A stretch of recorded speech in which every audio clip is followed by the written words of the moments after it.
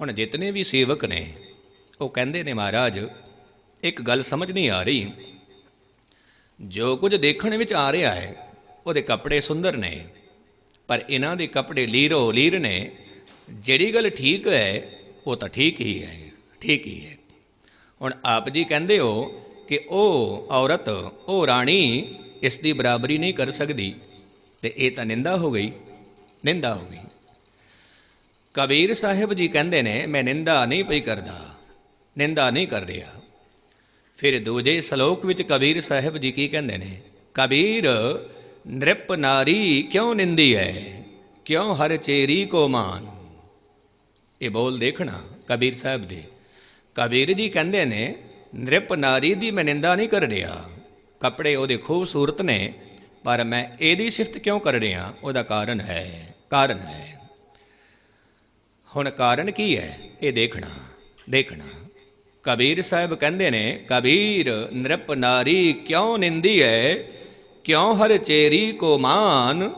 ਉਹ ਮਾਂਗ ਸੰਵਾਰੇ ਬਿਖੇ ਕੋ, ਉਹ ਸਿਮਰੇ ਹਰਿ ਨਾਮ, ਹਰਿ ਨਾਮ, ਹਰਿ ਨਾਮ। ਉਹ ਮਾਂਗ ਸੰਵਾਰੇ ਬਿਖੇ ਕੋ, ਉਹ ਕੱਪੜੇ ਸੋਹਣੇ ਪਾ ਕੇ ਘੁੰਮ ਰਹੇ ਨੇ, ਪਰ ਉਹਨਾਂ ਦੇ ਮਨ ਵਿੱਚ ਵਿਕਾਰ ਚੱਲ ਰਹੇ ਨੇ, ਵਿਕਾਰ, ਵਿਕਾਰ। ਉਹ ਮਾਂਗ ਸੰਵਾਰੇ ਬਿਖੇ ਕਉ, ਇਹ ਸਿਮਰੇ ਹਰਿ ਨਾਮ, ਹਰਿ ਨਾਮ, ਹਰਿ ਨਾਮ। ਇਹ ਦਿਨ ਔਰ ਰਾਤ ਹਰੀ ਦਾ ਸਿਮਰਨ ਕਰਦੀ ਹੈ, ਤੇ ਉਹ ਸੋਹਣੇ ਕੱਪੜੇ ਪਾ ਕੇ ਵਿਕਾਰੀ ਬਣ ਕੇ ਬੈਠੇ ਨੇ। ਹੁਣ ਤੁਸੀਂ ਬੋਲੋ ਉਹ ਠੀਕ ਨੇ ਜਾਂ ਇਹ ਠੀਕ ਹੈ? ਇਹ ਠੀਕ ਹੈ। ਸੰਗਤ ਕਹਿੰਦੀ ਮਹਾਰਾਜ ਇਹ ਠੀਕ ਹੈ, ਇਹ ਠੀਕ ਹੈ।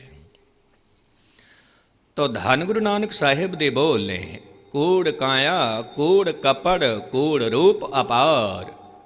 ਇੱਕ ਦਿਨ ਖਤਮ ਹੋ ਜਾਣਾ। ਕੂੜ ਮੀਆਂ, ਕੂੜ ਬੀਬੀ, ਖੱਪ ਹੋਏ ਖਾਰ। ਕੂੜ ਮੀਆਂ, ਕੂੜ ਬੀਬੀ, ਇਹ ਜਿਤਨੀ ਵੀ ਪਬਲਿਕ ਹੈ ਇਹਨਾਂ ਦਾ ਆਧਾਰ ਮੀਆਂ ਬੀਬੀ, ਮਾਂ ਤੇ ਪਿਤਾ, ਇਹਨਾਂ ਦਾ ਆਧਾਰ ਹੈ। ਕਿਉਂਕਿ ਉਹੀ ਮਾਂ ਸਮਾਂ ਬਣ ਕੇ, ਸਮਾਂ ਪਾ ਕੇ ਉਹੀ ਮਾਂ ਦਾਦੀ ਬਣਦੀ ਹੈ, ਸਮਾਂ ਪਾ ਕੇ ਉਹੀ ਨਾਨੀ ਬਣਦੀ ਹੈ, ਤੇ ਸਮਾਂ ਪਾ ਕੇ ਪਿਤਾ ਦਾਦਾ ਬਣਦਾ ਹੈ, ਤੇ ਸਮਾਂ ਪਾ ਕੇ ਉਹੀ ਨਾਨਾ ਬਣਦਾ ਹੈ, ਸਮਾਂ ਪਾ ਕੇ। ਤੇ ਸ਼ੁਰੂਆਤ ਇੱਥੋਂ ਹੀ ਹੈ, ਮੀਆਂ ਬੀਬੀ ਤੋਂ, ਮੀਆਂ ਬੀਬੀ ਤੋਂ। ਸਾਰੇ ਦਾ ਸਾਰਾ ਪਸਾਰਾ ਜਗਤ ਦੇ ਵਿੱਚ ਮੀਆਂ ਬੀਬੀ ਤੋਂ ਹੈ, ਪਤੀ ਪਤਨੀ ਤੋਂ। ਸਾਹਿਬ ਨੇ ਕਹਿ ਦਿੱਤਾ ਕੂੜ ਮੀਆਂ, ਕੂੜ ਬੀਬੀ, ਖੱਪ ਹੋਏ ਖਾ। ਇੱਕ ਦਿਨ ਇਸਨੇ ਵੀ ਖਤਮ ਹੋ ਜਾਣਾ, ਚਲੇ ਜਾਣਾ। ਪਰ ਮਨੁੱਖ ਕੀ ਕਰਦਾ ਹੈ? ਪਰਿਵਾਰ ਦੇ ਵਿੱਚ, ਕੁਟੁੰਬ ਦੇ ਵਿੱਚ ਇਤਨਾ ਖਚਤ ਹੋ ਗਿਆ, ਇਤਨਾ ਖਚਤ ਹੋ ਗਿਆ। ਕਦੇ ਆਪਣੇ ਬੱਚੇ ਦੀ ਫਿਕਰ, ਕਦੇ ਪੋਤਰੇ ਦੀ ਫਿਕਰ, ਕਦੇ ਦੋਤਰੇ ਦੀ ਫਿਕਰ, ਕਦੇ ਦੋਤਰੀ ਦੀ ਫਿਕਰ। ਇਹਦੇ ਵਿੱਚ ਖਚਤ ਨੇ, ਖਚਤ ਨੇ, ਖਚਤ ਨੇ। ਸਾਹਿਬ ਜੀ ਕਹਿੰਦੇ ਨੇ ਕੂੜ ਮੀਆਂ, ਕੂੜ ਬੀਬੀ, ਖੱਪ ਹੋਏ ਖਾਰ। ਕੂੜ ਕੂੜੈ ਨਹਿ ਲਗਾ, ਵਿਸਰਿਆ ਕਰਤਾਰ, ਵਿਸਰਿਆ ਕਰਤਾਰ। ਕੂੜ ਨੇ ਕੂੜ ਦੇ ਨਾਲ ਦੋਸਤੀ ਕੀਤੀ ਹੈ ਤੇ ਪਰਮਾਤਮਾ ਵਿਸਰ ਗਿਆ, ਵਿਸਰ ਗਿਆ। ਬਿਨਸਨਹਾਰ ਮਨੁੱਖ ਨੇ ਦੋਸਤੀ ਉਹਦੇ ਨਾਲ ਕੀਤੀ ਜੋ ਬਿਨਸਨਹਾਰ ਹੈ। ਇੱਕ ਦਿਨ ਖਤਮ ਹੋ ਗਿਆ, ਖਤਮ ਹੋ ਗਿਆ।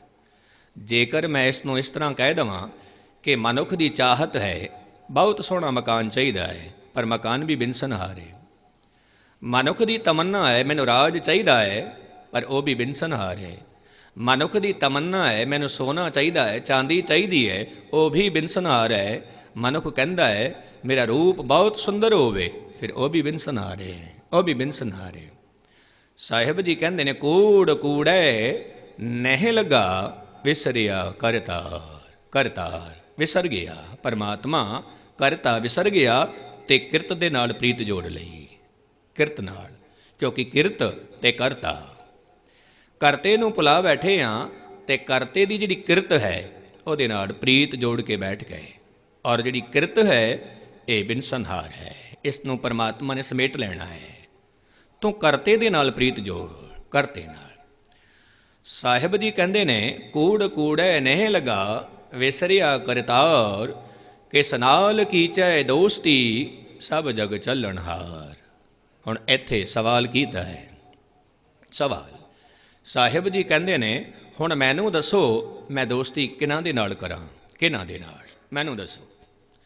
क्योंकि जिन्हां दे नाल भी दोस्ती करनी है उसने फना हो जाना, फना हो जाना। जो दिसै जमी पर सो होसी फना, जो दिस रहा है फना हो जाना।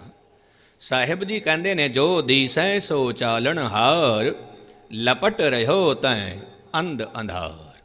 फिर मैं किहदे नाल दोस्ती करां, सब जग चलन हार। साहिब जी कहते ने कूड़ मिठा कूड़ माखियो, कूड़ डोबे पूर।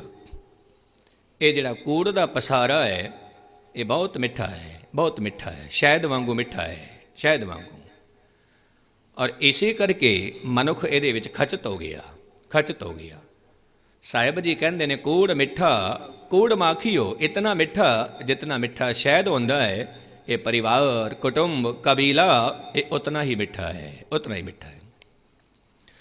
और साहिब जी कहते ने कुर्बान कीता तिसै विटों, जिन मोह मीठा लाया, मीठा लाया।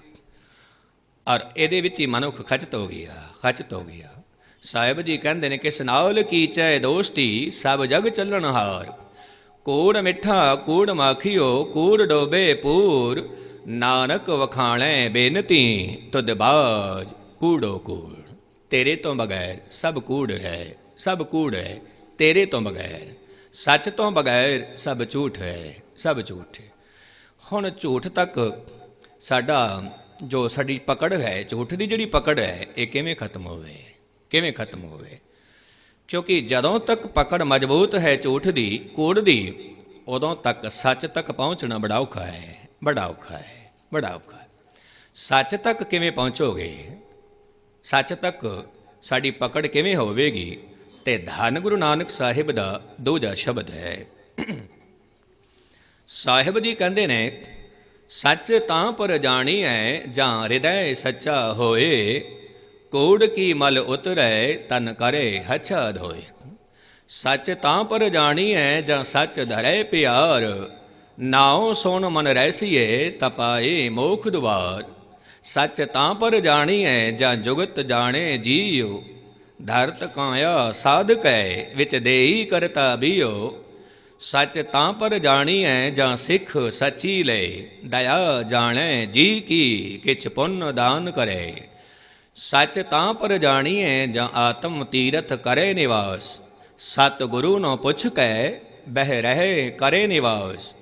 सच सबना होए दारू पाप कड्डे धोए। नानक वखाणे बेनती जिन सच पल्ले होए, जिन सच पल्ले होए। हुण इस शब्द का जिहड़ा मूल भाव है वह बहुत प्यारा है। साहिब जी कहते ने पहला सारी खेड दसदे ने कूड़ राजा कूड़ प्रजा। हुण उस दे विपरीत फिर गल करते ने सच दी, सच दी। हुण सच की प्राप्ति लई की करना होवेगा, सच नूं मिलना है, सच दे नाल मुलाकात हो जावे। साहिब जी कहते ने कि जिहड़ा सच है वो दारू है, जो सच है वो दवाई है रोगां दी। सच सबना होए दारू पाप कड्डे धोए। पाप मनुख के जीवन विच जितने भी पाप ने, विकार ने, अवगुण ने, ये सारे दे सारे खत्म होंदे ने सच दे नाल, सच दे नाल। हुण जेकर कोई मनुख कह दवे मैं सच दे नाल प्रीत जोड़ी है, जेकर मनुख कह दवे कि मैं सच दे विच लीन हो गया, तो साहिब जी पुछदे ने सबूत दस, सबूत। तो सच दे नाल प्रीत जोड़ी है, सबूत की है दसो, सबूत की है।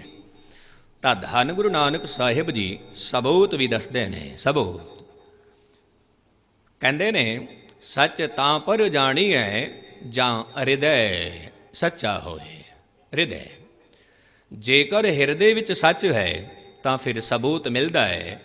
ऐसा मनुख सच बोलता है, सच देखता है, सच सुनता है, तो हिरदे विच सच है, सच है। और हिरदे विच सच नहीं है तो गुस्ताखी माफ, फिर झूठ ही बोलेगा, झूठ ही सुनेगा, तो झूठ ही देखेगा, क्योंकि हिरदे विच सच नहीं है, सच नहीं है। जो हिरदे विच है वो बाहर